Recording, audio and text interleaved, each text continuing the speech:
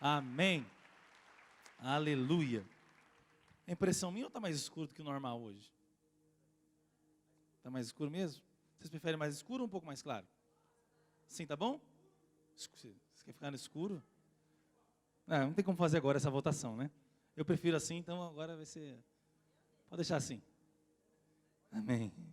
É porque eu quero ver a sua reação enquanto eu prego hoje, amém? Mas eu também sei pregar com tudo escuro, é porque hoje eu quero pregar assim. Sei nem porque eu entrei nessa briga logo cedo. Amém. Muito bem, meu cronômetro já está rodando. Quantos aqui desejam ouvir a palavra de Deus? Diga amém bem forte. Diga amém mais forte. Amém. Gostaria que nós, a equipe de voluntários, ajudasse a galera lá atrás a voltar aos seus lugares. Você sabe, para nós sempre é uma alegria poder estarmos aqui reunidos para compartilhar a palavra, para sermos instruídos. É sempre um prazer e eu tenho certeza que você que veio, saiu da sua casa, saiu junto com a sua célula, vem com uma expectativa no seu coração. Eu sei também que há aqui visitantes, pessoas que estão vindo pela primeira, segunda, terceira vez. Eu quero mais uma vez fortalecer, reforçar e dizer que você é muito bem-vindo em nosso meio.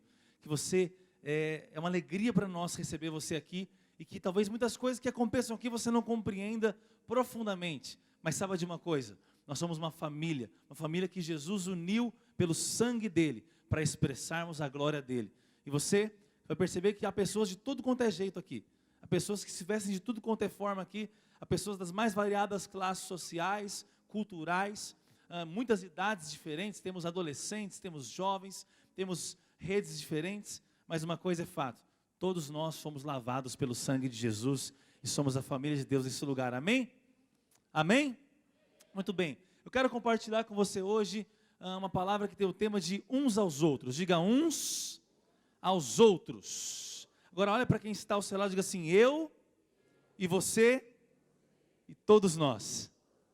Eu quero compartilhar com você, quero conversar com você hoje sobre o princípio bíblico da unidade da igreja, do uns aos outros. O princípio tão poderoso, tão enfatizado em toda a Bíblia e sobretudo no Novo Testamento, de amarmos uns aos outros, de estarmos conectados uns aos outros. O meu coração nesses dias tem se enchido de expectativa por ver uma igreja que de fato pratica a vida de igreja. Eu amo estar com aqueles que o Senhor colocou mais perto de mim, da minha equipe, seja aqueles que eu encontro às vezes individualmente no jantar, seja quando nós estamos em reunião, em grupo. É sempre um prazer nós vermos o quanto às vezes somos diferentes em tantas coisas, mas é lindo contemplar aquilo que nos une.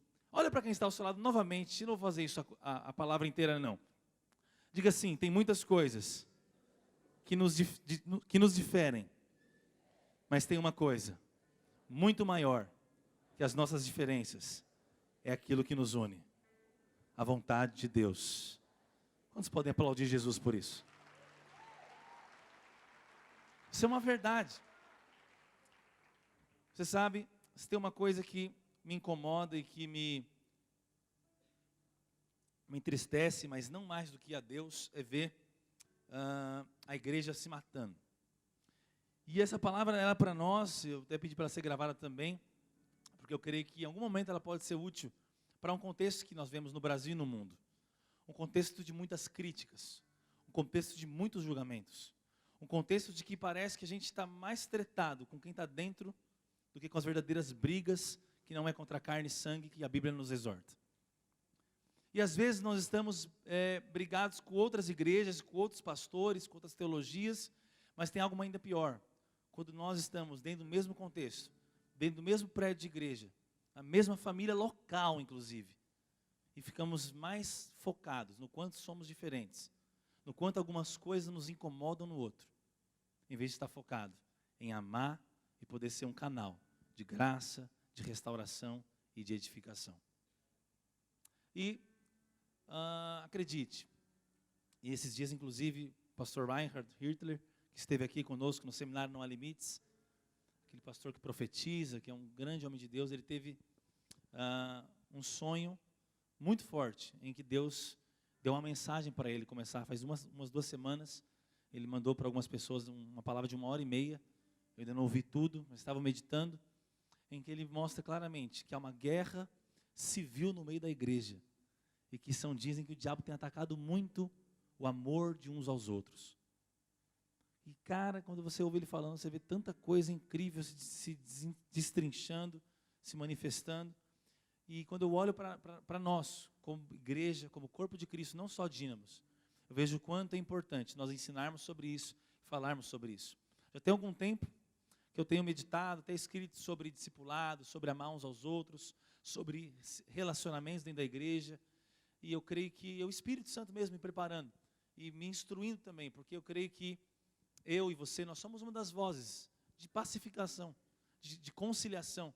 Sabe quantas vezes eu vi coisas que eu queria comentar, que eu queria falar também, minha opinião, mas eu percebi que a minha opinião satisfaria o meu ego em mostrar o que eu penso, talvez de alguma forma daria um contraponto para alguém, seria positivo, mas eu percebi que no meio do caminho, mais pessoas seriam prejudicadas, porque às vezes o lugar que eu iria expressar minha opinião não é um lugar de entendimento, é um lugar apenas de briga.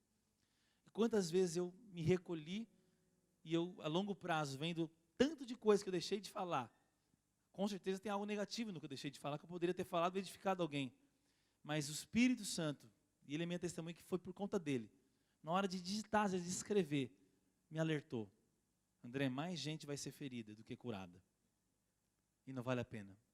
Mais gente vai se ouriçar para uma briga que nem existe, do que ser edificada. E eu tenho muita consciência do que eu fui chamado para fazer na terra. Estava visitando algumas chácaras com o pastor Daniel Júnior ontem no carro, e em algum momento ele falou, André, você está motivado com o novo tempo, com as coisas de Deus, com o que virá? E eu, você está motivado, está empolgado? E eu não sabia muito o que responder a ele. Eu falei, mestre, não sei te explicar se eu estou empolgado, mas já há algum tempo eu descobri para que eu estou na terra. Já faz algum tempo que eu descobri para que eu existo ainda aqui, por que Jesus não me levou ainda.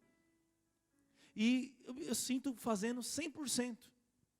A minha vida está encaixada naquilo que eu fui chamado para fazer.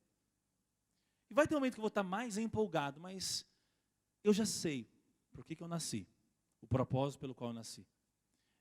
E cada dia que eu leio a Bíblia e tenho experiências com Deus, eu fico mais feliz em saber, cara, isso é a melhor coisa que pode ser feita na terra, edificar a igreja do Senhor. Ser um canal de vida para os que se perdem e para aqueles que já estão na luz. E isso é o suficiente para eu estar empolgado.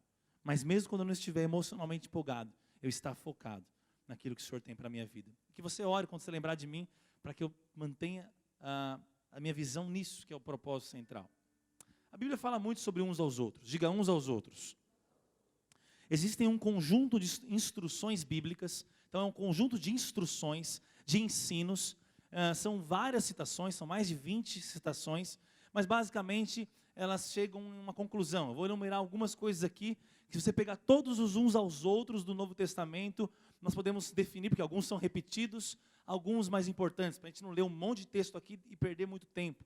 Ainda que ler a Bíblia sempre é maravilhoso, vamos ler muitos versículos hoje, amém? Olha só, nós vamos ter uma ênfase em amem uns aos outros. E também entre unam-se uns aos outros, aceitem uns aos outros, honrem uns aos outros, sirvam uns aos outros, admoestem, ou seja, ensinem, alertem, advertência uns aos outros, suportem uns aos outros. Suportar mesmo, estou junto com você, não vou desistir de você. Suporta a sua chatice. Sua beleza me cansa, mas eu estou com você. Encorajem uns aos outros. Edifiquem uns aos outros. Edificar é construir, é falar o que vai edificar, é falar o que vai encorajar a pessoa a ser aquilo que ela nasceu para ser. E um muito importante, que é perdoem uns aos outros. Esse é tão profundo também. Eu espero que você não carregue mágoas com pessoas na sua vida. Que você aprenda a perdoar com um ato de fé, entendendo sempre, o Senhor me perdoou, perdão é para quem não merece, então eu não espero que alguém mereça o meu perdão. Eu fui perdoado sem merecer, eu perdoo sem que alguém mereça. Senão nem é perdão, é só uma justificativa, você tem que retirar a ofensa. Mas quando você entende que perdoar é um ato bíblico, como resposta ao perdão que você recebeu, você aprende a nem ficar magoado. Isso não é uma utopia. E eu não vou ficar falando aqui de mim, porque a gente sempre é testado do que a gente fala, e eu posso estar fazendo uma coisa certa um dia, outro dia eu falho naquela área. Mas eu acredito, e vivo muitas vezes é isso, de ter motivos para se magoar naturais, mas nem a mágoa chegar, de forma que alguém me perdoa, eu falo, eu não vou te perdoar. Por quê? Porque eu não fiquei magoado. Não preciso te perdoar. Não preciso te perdoar, por mais que você errou comigo, porque eu não cheguei a ficar magoado. Eu creio nesse padrão.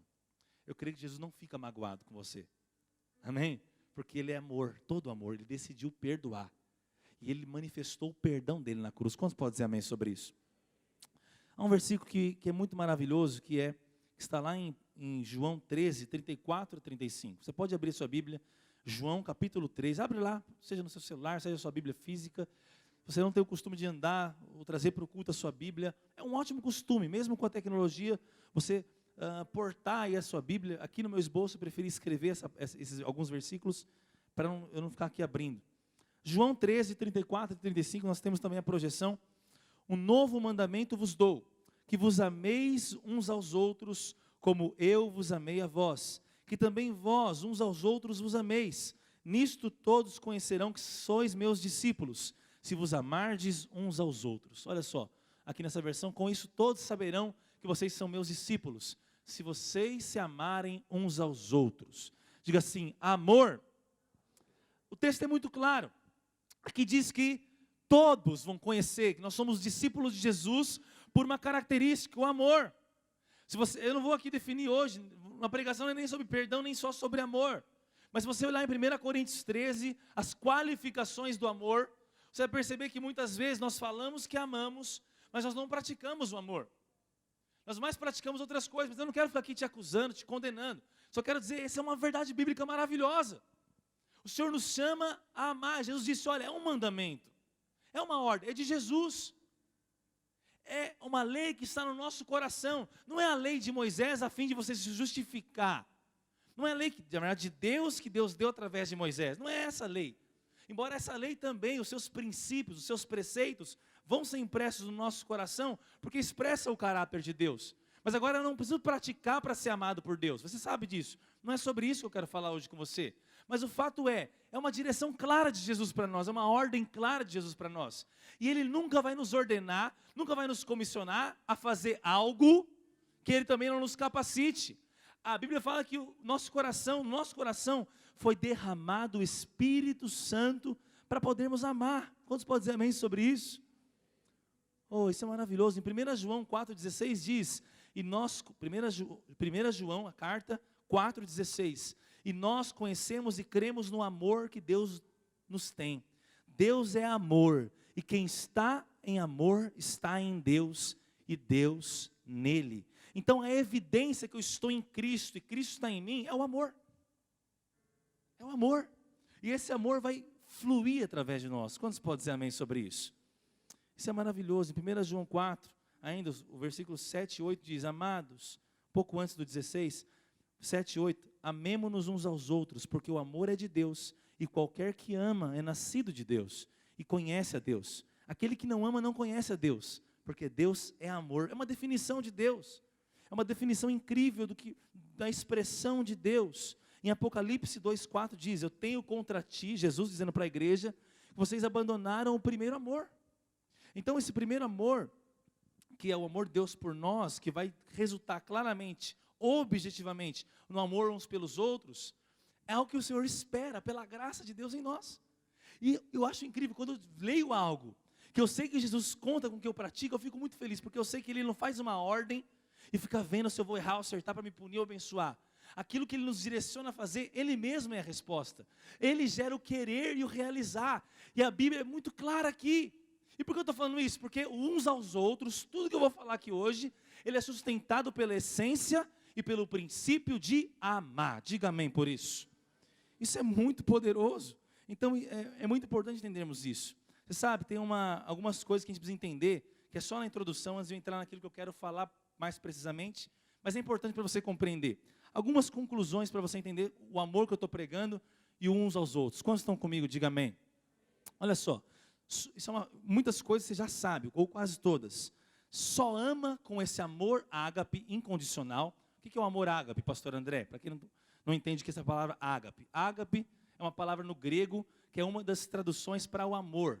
Então, para o grego, no qual a Bíblia foi escrita, sobretudo no Novo Testamento, originalmente, amor para nós tudo é amor quando a gente lê, mas tem vários tipos de amor. Eu não vou entrar aqui nos outros. Um deles é o ágape.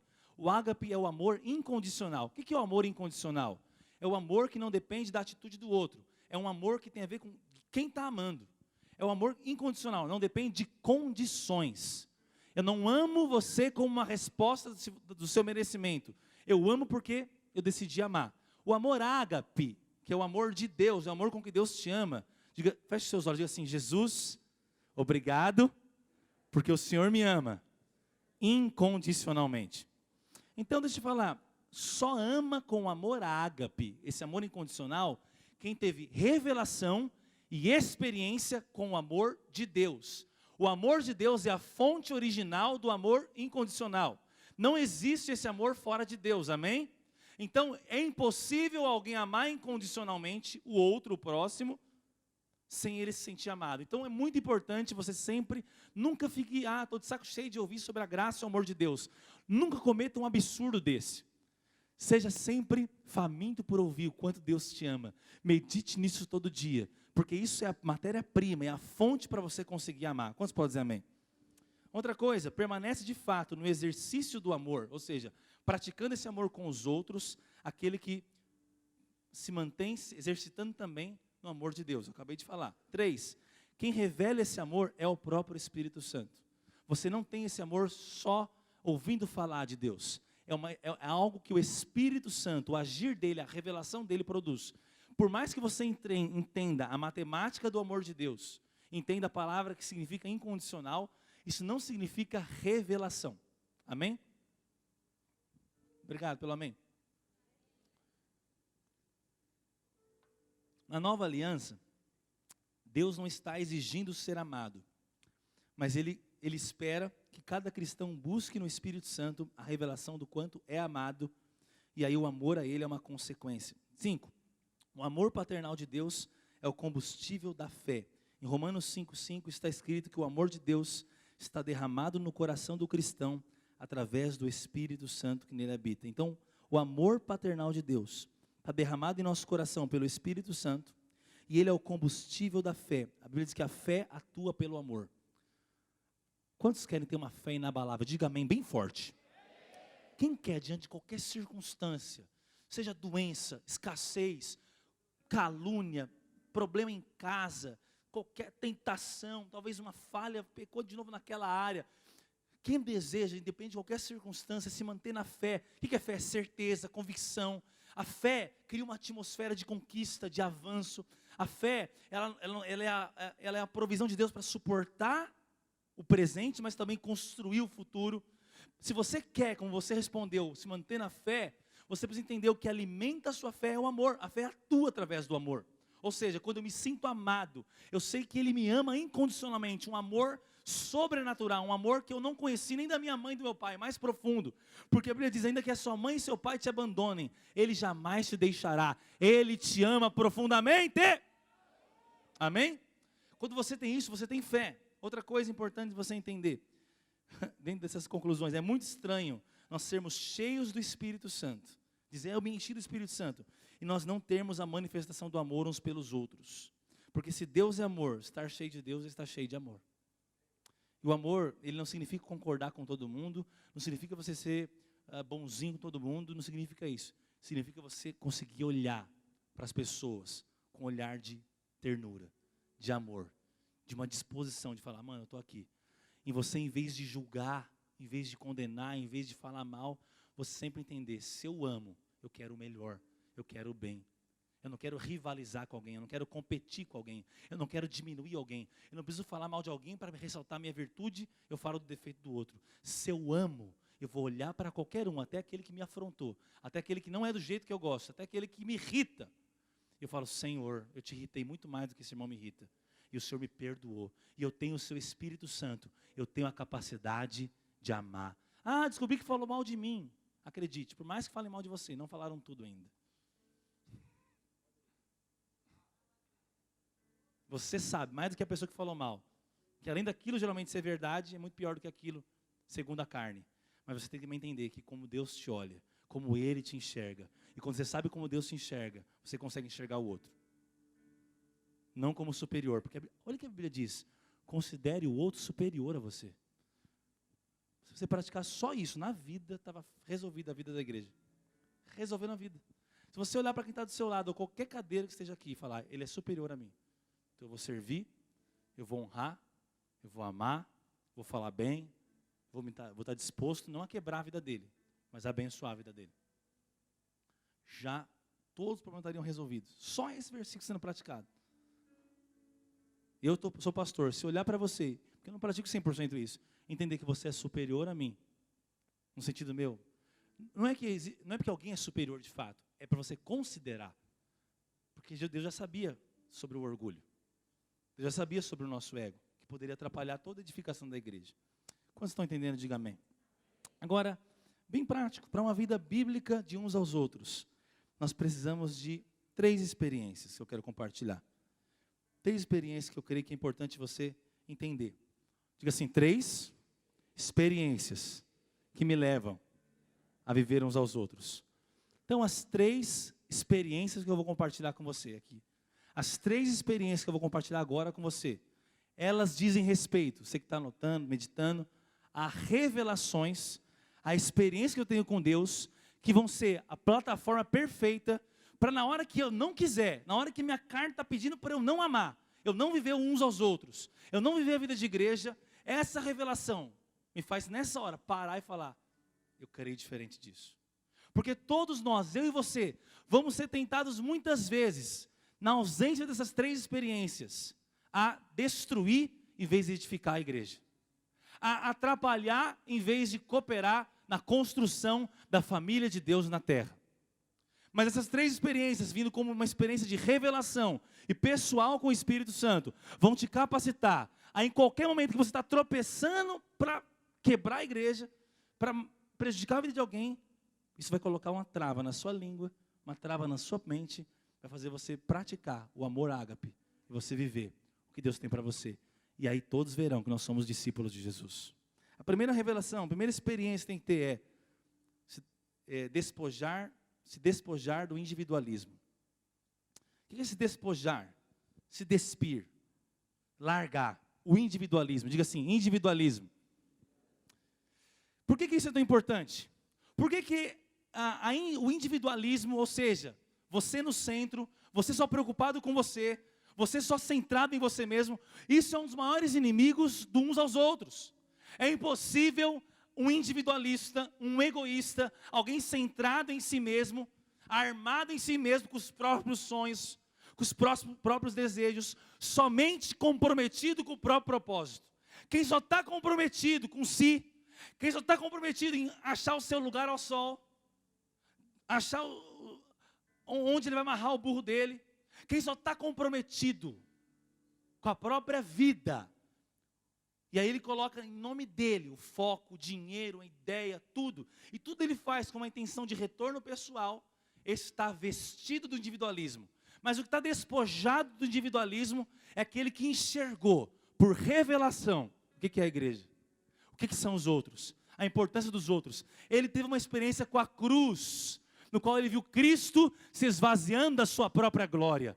Tende em vós o mesmo sentimento que houve em Cristo.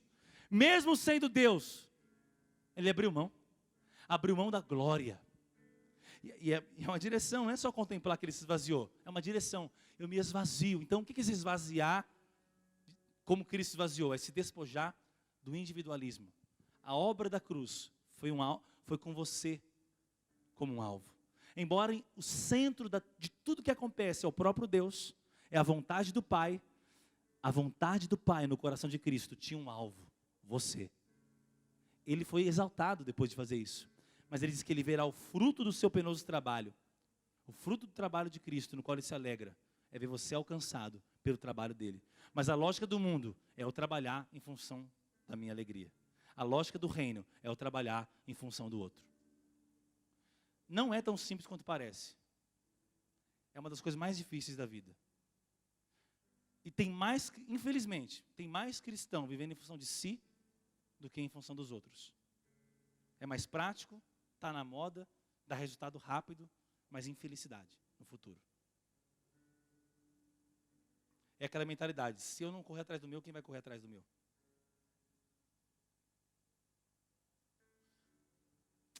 Isso aí é complicado. Estou pensando tanta coisa aqui já na minha mente. Abra sua Bíblia em Apocalipse 5:8. Apocalipse 5:8. Depois Apocalipse 5:13. Versículo 8, depois o 13.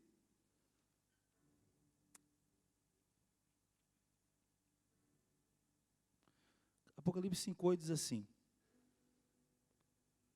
quando o Cordeiro recebeu o livro, os 4 seres vivos, 5:8, isso mesmo. Os 4 seres vivos e os 24 anciãos se prostraram diante dele. Cada um tinha uma harpa e taças de ouro cheias de incenso. São as orações do povo santo. E entoavam um novo cântico com essas palavras. Enfim, olha só o versículo 13 agora. Versículo 13. Depois ouvi todas as criaturas. Aqui criatura não se sinta ofendido. Está falando de você também, mas não é algo negativo. A criatura é que foi criado. Quem foi criado por Deus? Então você é criatura de Deus. Eu não estou dizendo que você não é filho.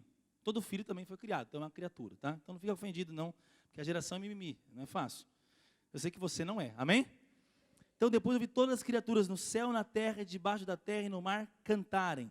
Louvor e honra, glória e poder pertencem àquele que está sentado no trono e ao Cordeiro para todo o sempre. Diga aleluia.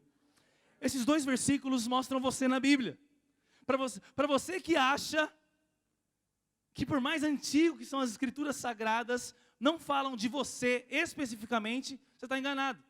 Aqui diz, porque aqui em Apocalipse, isso que João viu, estava no tempo eterno de Deus. Era aquilo que iria acontecer. Apocalipse é o livro das coisas que irão acontecer. Quantos podem dizer amém?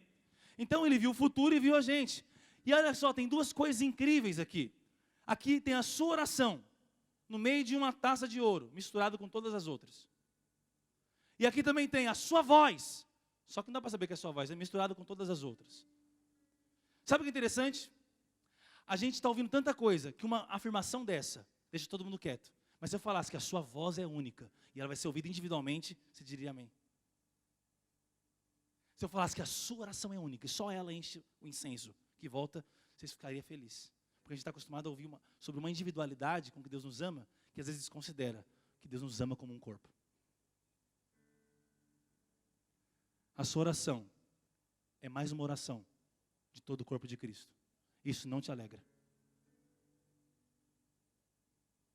A sua voz está em Apocalipse, junto com todas as vozes, inclusive dos animais juntos. Todos os seres, todos os anjos, todas as pessoas. Isso não retira que ele te ama individualmente. Mas é Apocalipse e revela uma verdade mais poderosa. Ele ouve a sua voz individualmente. Mas existe algo mais poderoso. Ele nos inseriu num corpo, numa igreja. E nós não estamos acostumados a nos maravilharmos e chorarmos diante de algo tão poderoso. Porque para nós é mais emocionante saber que a gente está na capa do filme do que saber que o irmão que está do nosso lado é tão importante quanto a gente. Isso aqui não dá muito aleluia. E não é para dar mesmo, eu não quero. Porque aleluia não é para o pregador.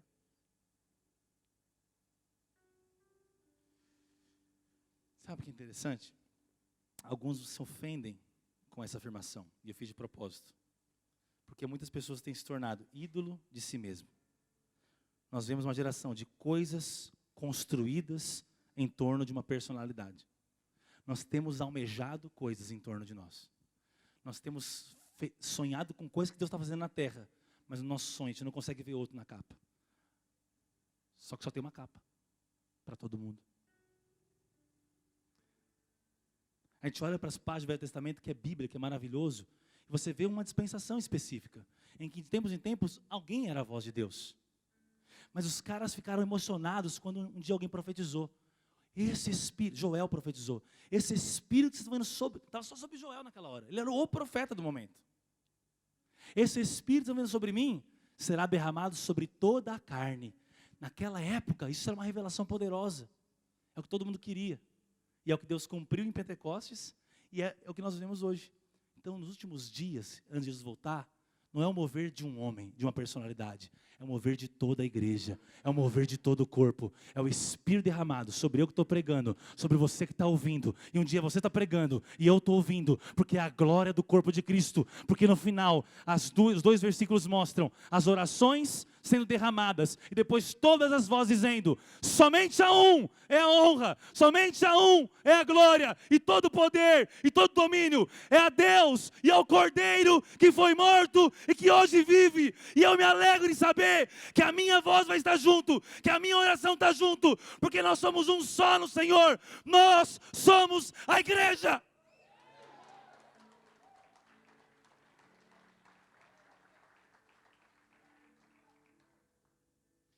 E eu quero te falar, você não é o centro das atenções. Isso é maravilhoso. Eu não sou o centro das atenções do mundo, nem de Deus. A igreja é. Eu não sou.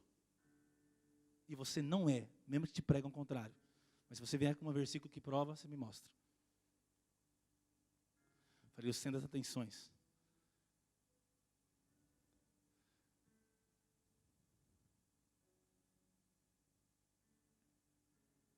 Interessante que, quando nós entendemos isso, não tem como se sentir menos amado. É aí que está a equação. É muito mais poderoso. Você ainda vai entender porque é muito mais poderoso. Às vezes nós não temos noção ainda o que é o poder e a celebração do que é fazer parte. E é isso que mata a unidade. É isso que quebra uns aos outros. É implícito, às vezes é inconsciente. Só existe busca por posição, ou sentimento de estar ameaçado, quando é a minha vitória contra a vitória do outro. Quando é o meu propósito competindo com o propósito do outro. Quando é o meu momento e o momento do outro. Quando existe uma briga, uma comparação, é fruto da ausência da revelação de corpo, de unidade. Sendo que uns aos outros é a ênfase do Novo Testamento. Só que só é possível quando você vai se despojar, com raiva às vezes, do individualismo, que é gostoso. Jesus, quando ensinou a oração do Pai Nosso, falou: toda a honra, toda a glória pertence a Ele. Porque é o que a gente quer. É um desejo. E é o que estava no coração do diabo lá atrás. Eu vou colocar meu trono lá em cima. Esse é o caminho do diabo, da alta exaltação. Isso não significa que eu não sou amado, que eu não sou importante, que o Senhor não me conhece individualmente, perfeitamente, que Ele não habita em mim, individualmente habita. Só que o sentido da habitação dEle em mim é por causa do em nós. Por que você acha que ninguém tem tudo? Nós somos o corpo de Cristo. Agora olha para Cristo, Ele tinha todos os ministérios fluindo. Você vai ver Cristo profetizando, dando palavra de conhecimento. Você vai ver tudo. Todos os ministérios vai ver fluindo nele o tempo todo. Só que você não vê fluindo numa pessoa só o tempo todo. A menos que a pessoa forge isso. Porque não tem um versículo que diz que alguém vai ter os 5 ministérios perfeitamente. Nós vamos ser aperfeiçoados em todos. Mas uns para apóstolos, uns para evangelistas, uns para mestres. Tudo. E a glória de fazer parte é tão profunda. A glória de pertencer é tão profunda. Quantos podem dizer amém sobre isso?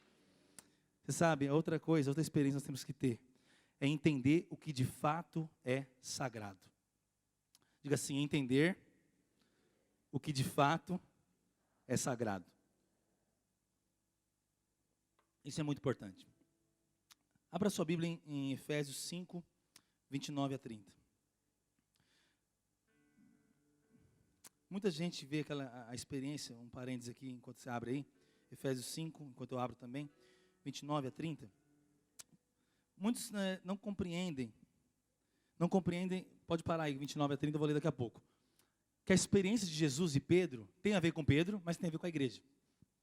Quando Pedro, pelo Espírito Santo, Jesus disse, teve a revelação: tu és o Cristo, o Filho do Deus? Não entendi. Tu és o Cristo, o Filho de Deus vivo, amém? E aí ele teve uma revelação, que tu és Pedro. Ele diz: sobre essa pedra edificarei a minha igreja. Diga igreja. A revelação individual que Pedro recebe, ele recebe um novo nome, ele recebe uma identidade, mas ela tem um foco, a igreja. Pedro, essa revelação só serve se você entender a igreja. Tanto é, quando Pedro está meio desviado, ele volta, qual que é a direção de Jesus? Apacenta os meus cordeirinhos. A direção para Pedro, o motivo de Pedro receber uma identidade de Jesus em quem ele era, o motivo dessa revelação era ele entender: pedra, Ele é a rocha, eu sou parte dessa rocha. Isso é uma construção. E é Pedro que vai falar na sua carta. Todos nós somos pedras espirituais conectadas. Ele sabia que nele não era a única pedra. Todo mundo era pedra como ele era. Todos. Isso é muito louco, velho. Então não era uma experiência que ele era alguém único. Ele é uma pedra igual às outras. Todas são amadas individualmente. Se fosse só uma, Cristo morreria na cruz. Eu creio em tudo isso. Ele te ama individualmente, mas há uma glória maior.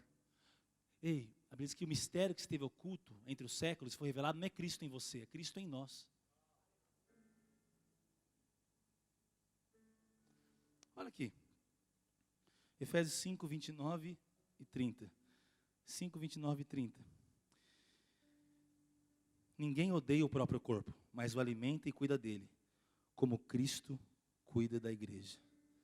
E nós somos membros do seu corpo. Meu Deus do céu, isso é poderoso. Você não parou para pensar nisso? Olha isso. Ninguém odeia o próprio corpo, mas o alimenta e cuida dele, como Cristo cuida da igreja. E nós somos, ele não falou, e você é, ou eu sou. E nós somos membros do seu corpo. Membros do seu corpo. Feche os seus olhos por um instante. Toca quem está do seu lado. Dá a mão para quem está do seu lado. Dá a mão para quem está do seu lado nesse minuto. Nós somos membros do corpo de Cristo. Ele está te alimentando agora, porque a Bíblia disse, a Bíblia é verdade. Ele cuida dessa igreja. Ele cuida desse corpo. Nós somos o seu corpo. Jesus, obrigado. Nós somos uns dos outros. Nós somos parte do mesmo corpo. E o Senhor está cuidando de nós. O Senhor nos alimenta. O Senhor cuida. O Senhor nutre. Nós como igreja. Diga amém por isso. Abra os seus olhos. Olha para cá. Nós temos noção, certo, que é ser parte disso? Cara, olha só 1 Timóteo 6,16. 1 Timóteo 6,16. Abra lá. 1 Timóteo 6,16. Olha o que diz.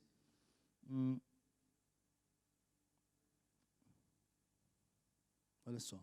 Somente a ele pertence a imortalidade.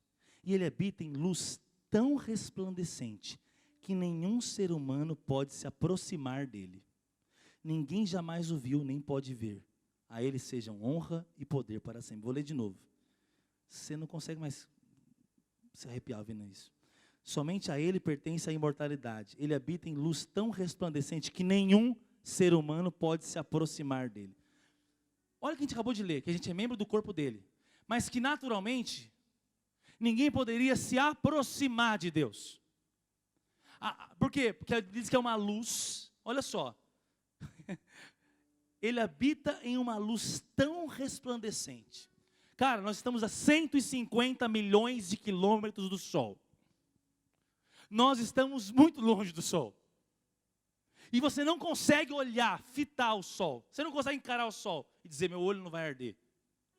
Mas aqui diz que a luz dele é extremamente mais resplandecente. A glória dele é tão grande que não tem como aproximar. A lógica do Sol é perfeita. Você não consegue aproximar do Sol. A temperatura é muito grande. A luz é muito grande. Sua carne vai desfalecer. Essa era uma revelação muito tranquila para o Velho Testamento. O poder, o temor de Deus vinha por causa disso. Isso é maravilhoso, porque diz que ninguém pôde se aproximar. Mas o mesmo Paulo que escreve isso para Timóteo, é o Paulo que escreve. Nós somos membros do seu corpo. Nós temos que meditar na revelação, na profundidade que é ser parte do corpo dele, não ser consumido.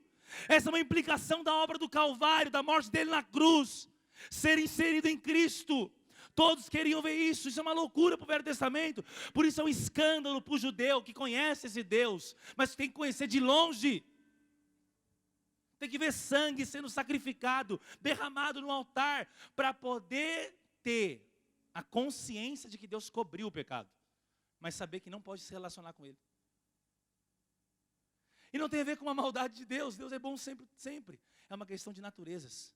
Por isso, ele inseriu você no corpo dele. Ele aguenta toda a bronca. Cristo pode ter você dentro dele. E você nele consegue ter a natureza dele. e não ser consumido pela luz que Ele é. Só que tem um detalhe, é nós, é a igreja. Poucos viram a igreja, poucos tiveram a revelação. Não adianta ter revelação só do amor de Deus. Tem que ter revelação também do amor que a igreja carrega dentro dela. E de quanto ela está inserida no próprio Deus. Eu falei semana passada aqui, falando sobre depressão, como Deus te olhava. Que os olhos dele como chamas de fogo. A Bíblia diz que se o olho for bom, todo o corpo será bom. Que o olho de Cristo como chama de fogo é refletido na nossa língua de fogo. Nós temos que falar o que Ele vê. Quando nós falamos o que Ele vê, nós temos o corpo saudável. A igreja é saudável quando ela bendiz uns aos outros. Quando tem fofoca, falando mal uns dos outros, caguetando uns aos outros, inventando história uns dos outros, você não está falando o que Ele vê, você está falando o que você vê. Então a sua língua não é de fogo. A língua é de fogo, quando ela é o fogo que está nos olhos de Jesus. Quando você fala o que Jesus vê, todo o corpo será bom. O corpo de Cristo é bom, porque Ele olha com um olhar de purificação. Um olhar após o fogo. É por isso que não tem sentido panela na igreja. É por isso que não tem sentido grupinho na igreja fechado. É por isso que não tem sentido. Só esses aqui entram. É uma afronta a quem Deus é. É por isso que não tem sentido juntar para falar, zoar alguém. É por isso que não tem sentido humilhar alguém a ponto de ele perder a identidade. E ter medo de entrar naquela roda e ser aloprado. Porque tem piadas naquela roda. E quem faz isso, por mais que ore, não está sendo espiritual. Porque como Ele olha, nós devemos falar. A igreja é um lugar que você senta numa roda e você vê todo tipo de gente. O nerd, o maloqueiro, a patricinha, a que não se arruma, a cheirosa, o fedido. Na mesma roda, o tatuado, o que se fizer uma tatuagem o pai arranca a orelha dele. E só tem um lugar que eles iam se encontrar. Na igreja. Por quê? Ele foi aloprado demais lá fora. Ele veio aqui para ser curado. E não mais aloprado.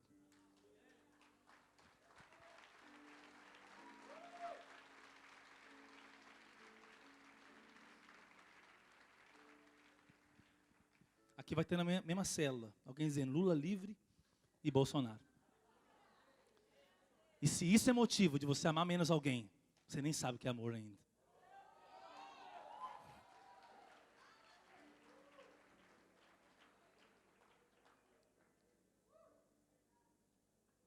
Pastor Dene, vive me alfinetando do Palmeiras. Essa é uma ilustração bem mais superficial. Mas é para você entender. É onde o palmeirense e o corintiano conseguem ser um no Senhor. Só para você entender.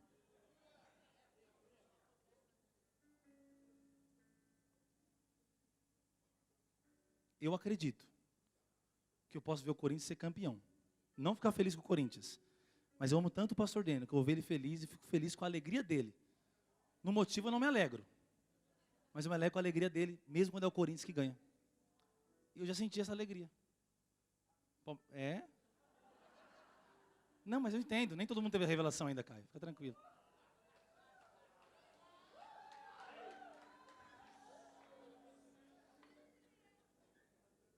Acredite.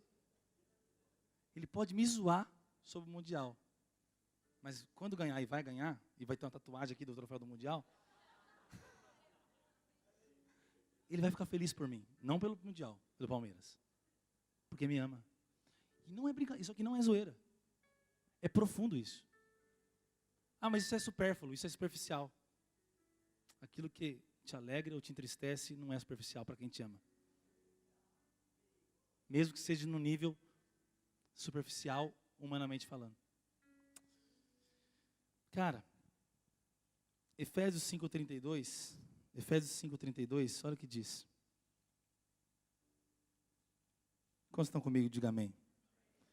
Efésios 5:32 diz assim. Esse é um grande mistério, mas ilustra a união entre Cristo e a igreja. Eu não vou ler o texto todo, o contexto é o casamento, homem e mulher. A Bíblia fala que é um mistério o homem e mulher se casar. No texto ele diz, o homem deve amar a sua esposa como Cristo amou a igreja. Gente, o machismo, a exploração da masculinidade da mulher ao longo dos anos é uma verdade, isso é terrível, é um câncer terrível. Olha que loucura, o homem amar a mulher como Cristo ama a igreja, dando a vida por ela. O natural de um homem, natural do homem caído, pecador, sem Deus, não é isso, você sabe disso, é matar a mulher. Terrivelmente, tristeza eu falo isso. Ele diz, mulheres, sejam em tudo submissas ao marido. O natural da mulher, que é muito mais articulada, muito mais inteligente que o homem, é engolir o homem e mandar nele. Natural. Aí ele fala, tá vendo como dois seres são tão diferentes? O homem e a mulher são muito diferentes. Mas eles vão se tornar uma só carne. Ele vai amar como Cristo amou e a mulher vai respeitar o marido. Ele está falando de algo espiritual. Ele fala, grande é esse mistério. Aí todo mundo fala, é verdade.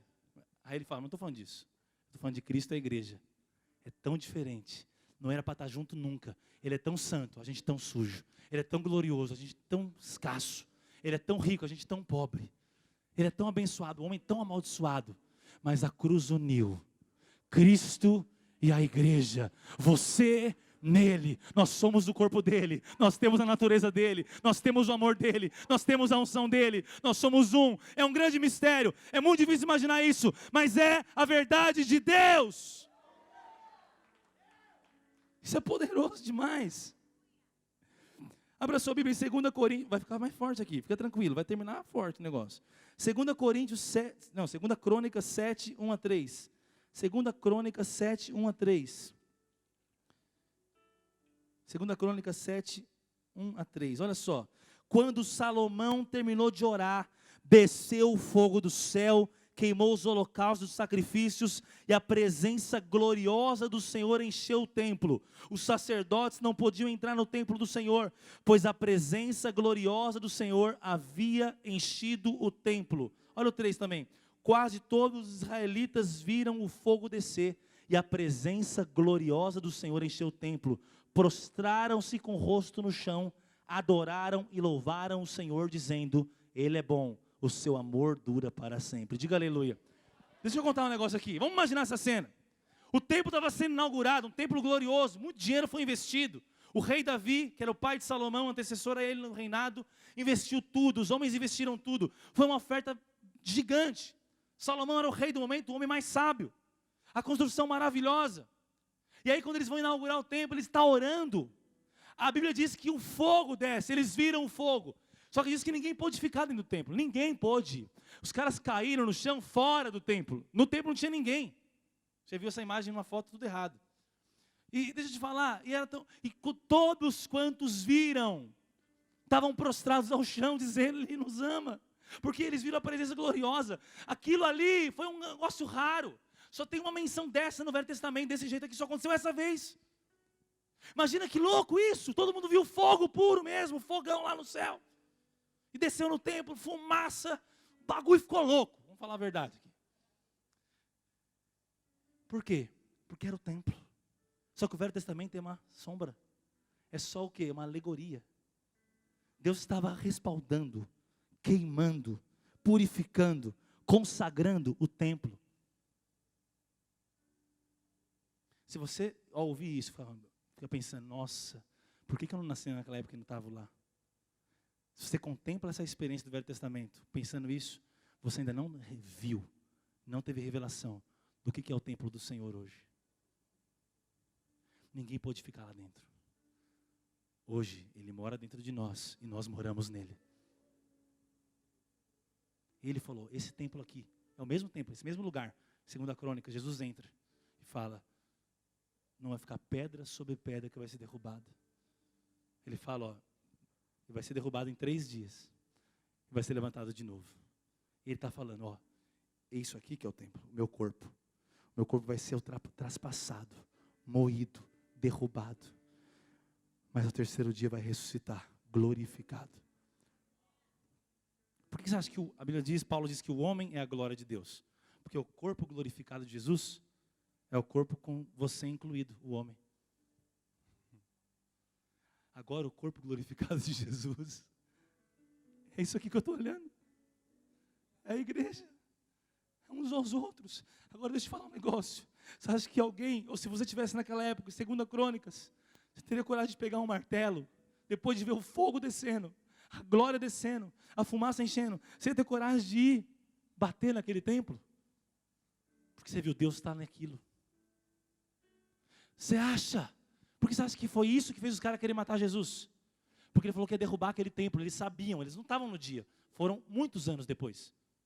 Mas eles sabiam que o templo um dia tinha sido consagrado pela presença de Deus. O Deus desceu e falou, eu moro agora no templo de Salomão. Mas é só de aluguel. Não é casa própria. A casa própria é você. Me entenda? A péssima analogia. Horrível. Esquece essa analogia, inclusive. Mas enfim. Eles sabiam e falaram, vamos ter que matar esse Jesus. Jesus forçou aquela barra. Porque eles sabiam, como esse cara fala que vai tocar nesse templo? Se esse templo tem o fogo e a glória de Deus. Você jamais pegaria um martelo, uma marreta, e bateria naquele templo, visto a glória de Deus. Mas toda vez que você fala mal de alguém, toda vez que você desonra, que você maltrata, que você exclui, que você humilha, você está fazendo algo muito mais sério do que dar uma marretada naquele templo de Salomão. Lá foi consagrado com fogo, não foi? Mas em Atos 2, quando a igreja vai começar, vem línguas de fogo para consagrar. O Espírito foi derramado da mesma forma, de maneira muito mais profunda. Naquele dia 3.000 foram salvos. Deus desceu e falou, começa agora a minha igreja na terra. E aquela igreja não tinha iluminação, uma boa música, um painel de LED. E eu estou falando de coisas de agora, mas pode ir lá para a época. Não tinha a tecnologia que a época tinha. Não tinha um templo que a época poderia construir. Não tinha nada. Mas eles amavam uns aos outros de casa em casa. E eles iam ganhando a simpatia de todo o povo. A igreja tem a simpatia do povo hoje? A culpa é de quem? Do povo? Do mundo? Deus prometeu, se vocês se amarem, verão que são meus discípulos. Quem não gosta de mim não vai gostar de vocês. Mas tem gente doidinha para me encontrar, esperando ver eu em vocês. Aí o fogo desceu e consagrou. O fogo agora não está no prédio, está em cada pessoa, em cada um. Foi línguas repartidas. Ninguém ficou sem a língua de fogo. Ou seja, todo cristão tem a marca de ser o templo do Espírito Santo de Deus. Todo cristão é sagrado. No Novo Testamento, não há templos sagrados. No Novo Testamento, há pessoas sagradas. Você é sagrado. Eu sou sagrado. A igreja é sagrada. E o Senhor nos ama viver uns aos outros na revelação de quem Ele é. E que Ele escolheu se manifestar através de nós. Tanta gente vem para conversar comigo. E eu, como pastor, posso fazer tanta coisa com tanta gente. Posso manipular. Posso oprimir. Quem está perto de mim sabe que pela graça de Deus eu tenho tido essa revelação. Todo cuidado. E eu quero aprender muito mais. Eu erro tanto, eu depois fico tentando consertar. Talvez já me viu por aí tentando consertar alguma coisa que eu fiz ou que alguém fez. E não é uma ansiedade fora do normal. Deus sabe que é uma revelação. Esses caras são tão sagrados quanto a minha esposa e meu filho. São tão família para mim quanto a minha esposa e meu filho. Cristo nos uniu como uma família. Não faz sentido se matar. Não faz sentido partidarismo. Não faz sentido se excluir. Não faz sentido julgar. Tem muito uns aos outros, mas não tem. Caluniem uns aos outros. Falem mal uns dos outros. Prejudiquem uns aos outros. Excluam uns aos outros. Não acredite uns nos outros. Não tem nenhum uns aos outros negativo. E quando alguém erra com você, e você erra depois dele, você não está menos errado do que ele. Se você falar mal de alguém depois que ele falou mal de você, você não está mais errado que ele. Porque senão nunca para. A divisão acaba em quem tem revelação.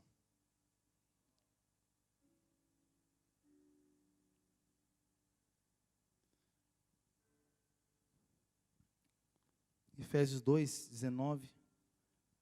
Tem alguns minutos ainda, amém? Não tem, mas eu tenho porque eu sou o pastor.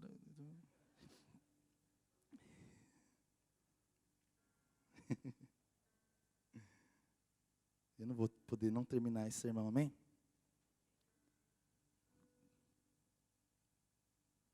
Efésios capítulo 2, 19 e 22 diz assim. Pode vir o louvor já aqui, nossos irmãos do louvor? Estou caminhando já para o encerramento. Versículo 19 a 22. Portanto, vocês já não são, nós éramos, já não são estranhos e forasteiros, mas concidadãos do povo santo e membros da família de Deus. Juntos somos sua casa. Isso é forte. Juntos somos sua casa. Separados não somos. Juntos somos sua casa, edificados sobre os alicerces dos apóstolos e dos profetas. E a pedra angular é o próprio Cristo Jesus. Olha o 21, só para continuar aqui, até o 22.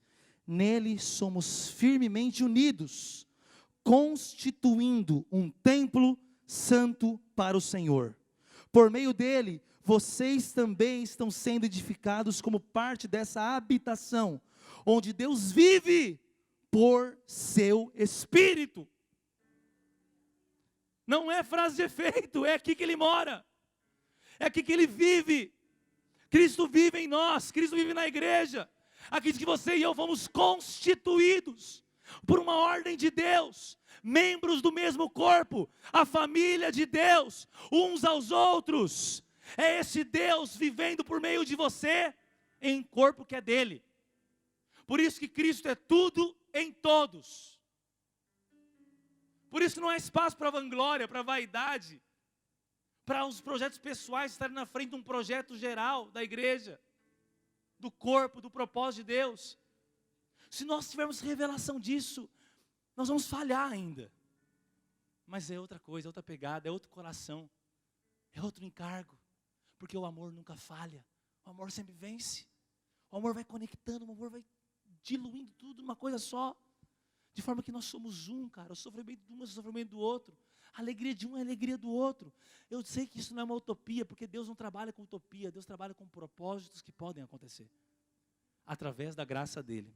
Quantos podem dizer amém sobre isso? Nós somos as pedras vivas. E Jesus é a pedra angular dessa edificação. Em 1 Coríntios 3, 16 e 17, diz que nós podemos destruir esse templo. Diz assim, vocês são templo de Deus. O corpo de vocês, inclusive. Vocês podem destruir. Ali está falando de imoralidade sexual.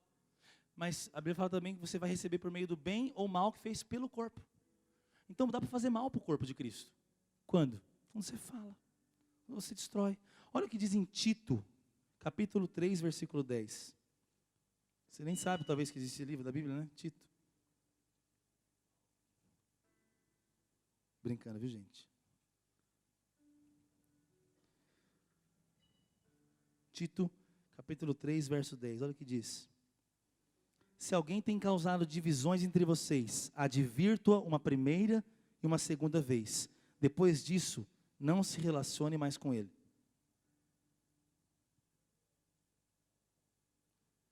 O que é isso, né? Se alguém tem causado divisões entre vocês, advirto-a uma primeira e uma segunda vez. Depois disso, não se relacione mais com ele. Vai te contaminar.